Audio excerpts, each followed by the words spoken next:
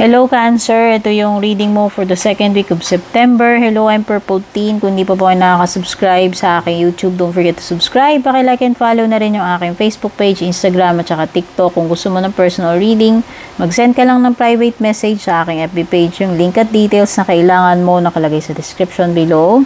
Cancer, ang lucky day mo ay Wednesday. Lucky numbers mo 21, 13, 26, 17, 51, tsaka 31.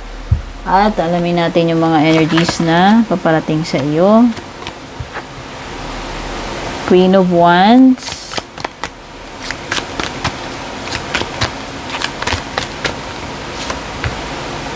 Two of Swords.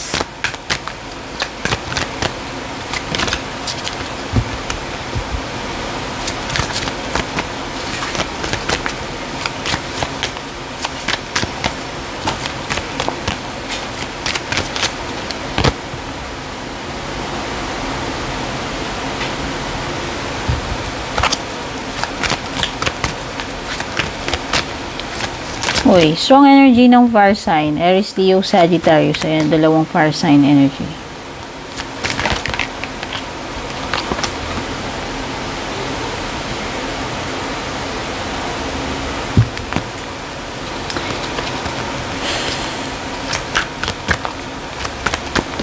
Okay.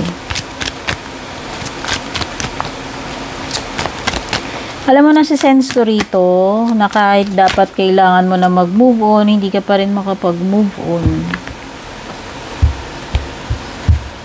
Hindi mo pa rin magawa. Kahit tapos na yung mga bagay-bagay, kahit na alam mo rock bottom na tong sitwasyon ninyo, hindi ka pa rin makamove on. No, yun yung nasisense ko rito. Kahit na nasasaktan ka na dyan. Kahit na nakaka-torture na yung kalagayan mo. Hindi ko alam kung sa love life mo ba to o sa career, sa trabaho. Basta. Kung ano yung nag-a-apply sa inyo. Kung ano yung nagre-resonate sa inyo. Kung love life. Kung career. Okay. Hindi ko alam kung bakit ganun yung attachment mo rito. To the point na niloloko ka na nitong person na to. Ayan, kung love life yan, ay hindi maganda. Merong 7 of Swords. So, pwedeng may tinatago sa iyo yan. Yung person na yan, may tinatago siya. Literal na sinasaksakan niya sa likod. Ayan, o, tinatraidor ka na. Pero alam mo yun, sobrang nagagandaan ka, nagagapuan ka dyan. Sobrang yung attraction mo dito. Matindi yung ano mo dito. Matinding passion yung nafe-feel ko. Matindi yung emotions. Matindi yung attraction mo dyan. Yan siguro. Yun siguro yung sagot. Bakit? Hirap ka. Hirap ka na mag-move forward. You i-give up ito.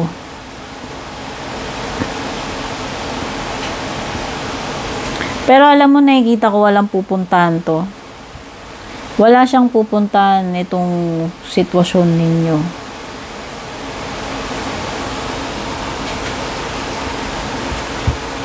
Ayan o, puro ano eh. O yan na yan, binibigay niya sa iyo. Puro sakit ng ulo, pain, insecurity, fear.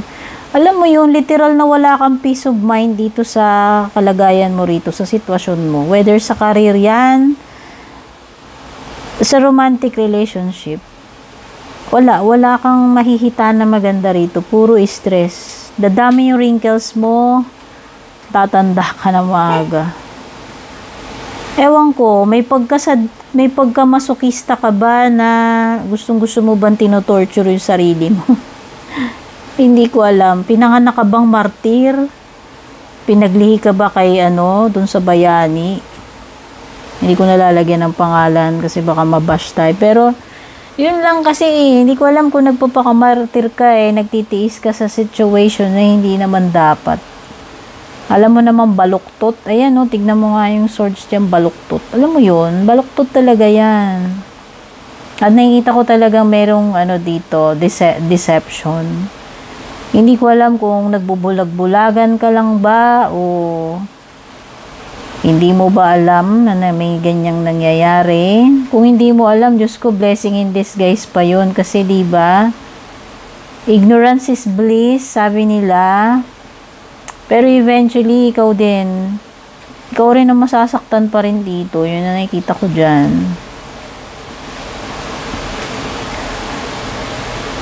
Pwedeng dalawa kayo dito. Pwedeng dalawa kayo dito sa, ano, pwedeng love triangle. Yung isa mas bata, yung isa mas sexy. Alam mo yun. At matindi yung attraction. So, merong strong fire sign, by the way. Yung sinasabi ko kanina pa. So, ayan. Pwedeng ikaw itong connected sa isang fire sign or itong person mo ay connected sa isang fire sign na humaling siya doon. So, yan. Either ikaw to, yung nahuhumaling dito sa person na to, o pareho. Humaling ka dito sa person na to, at the same time, yung person mo, may kinahuhumalingan din. Ang bottom line, humaling kayo pareho. Pero siya, mukhang hindi siya, alam mo yun, may iba siyang kinahuhumalingan. Tapos ikaw naman, humaling ka dito sa personal. Yun. Ganon siya ka-complicated.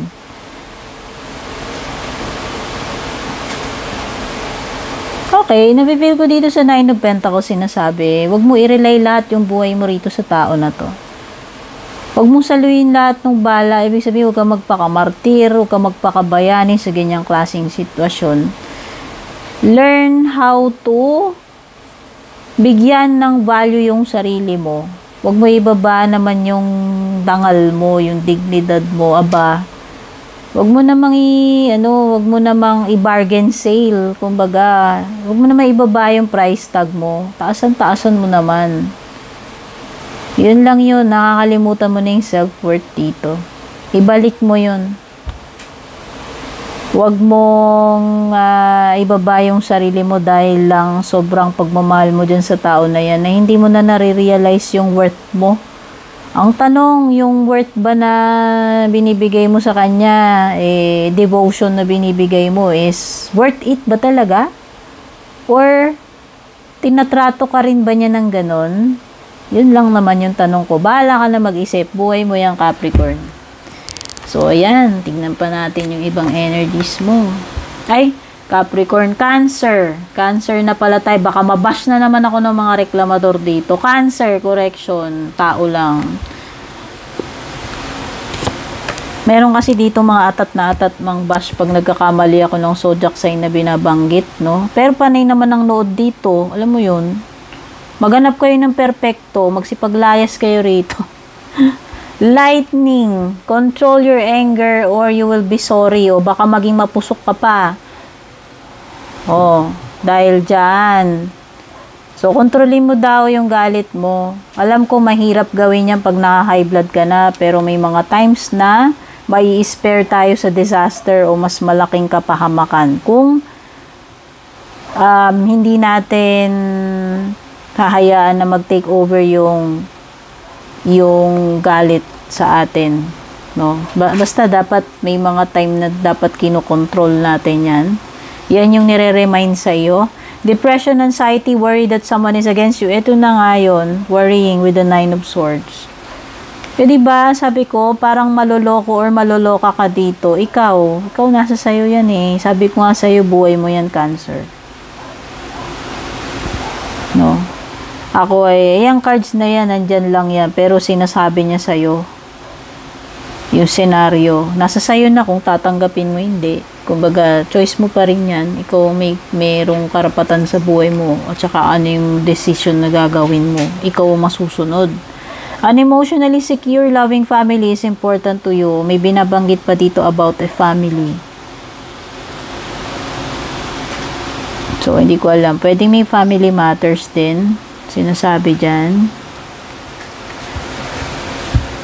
Or dapat mag-focus ka sa family mo.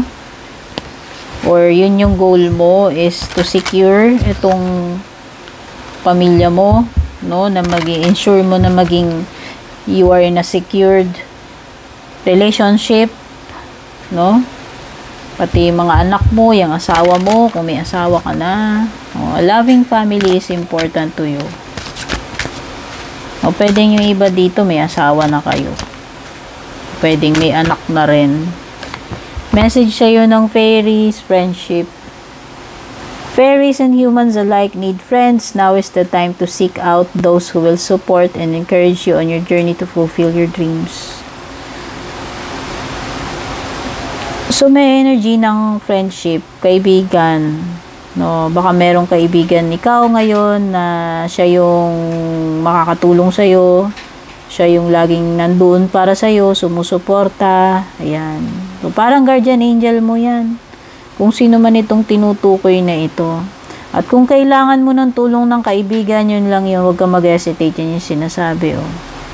Sila yung magbibigay ng encouragement, ng support sa iyo.